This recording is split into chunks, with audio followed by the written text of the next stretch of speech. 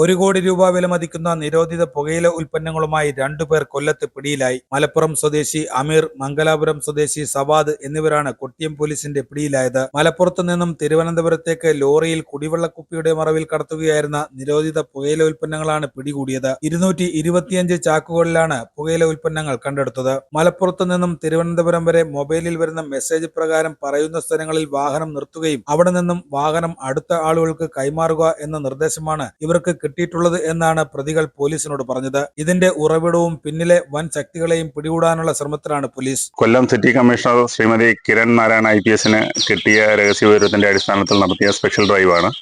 അതിൽ ഏകദേശം 1 കോടി രൂപ വിലപിടിപ്പുള്ള നിരോധിത പുകയില ഉൽപ്പന്നങ്ങൾ സ്കൂൾ കുട്ടികൾക്ക് വേണ്ടി വിതരണം ചെയ്യാനായിട്ട് കൊല്ലം, തിരുവനന്തപുരം ജില്ലകളിലേക്ക് കടത്തിക്കൊണ്ടുവന്നതാണ്. കൊട്ടിയം ജംഗ്ഷനിൽ വെച്ച് Chathannoor CI Anoop, Kottiyam CI Pradeep, dance of SI Sai Senan, പിന്നെ ഡാൻസ് ഓഫ് ടീം അംഗങ്ങൾ ഇവരെ ഞങ്ങളുടെ നേതൃത്വത്തിൽ നടന്ന സ്പെഷ്യൽ ഡ്രൈവിൽ അറസ്റ്റിലായത്.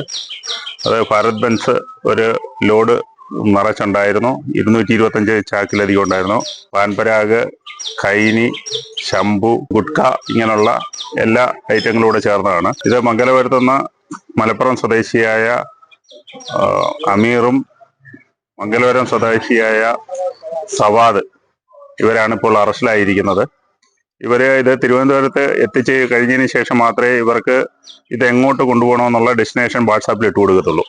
സോ അതിന്റെ അന്വേഷണങ്ങൾ നടന്നു വരികയാണ്. Kollam city police commissioner Kiran നാരായണന് ലഭിച്ച രഹസ്യ വിവരത്തിന്റെ അടിസ്ഥാനത്തിൽ ചാത്തന്നൂർ ACP അലക്സാണ്ടർ തങ്കച്ചന്റെ നേതൃത്വത്തിൽ Kottiyam inspector P Pradeep, Chathannoor inspector Anoop, SI Nithin Nalan, DANSAF team എന്നിവർ ചേർന്നാണ് പ്രതികളെ പിടികൂടിയത്.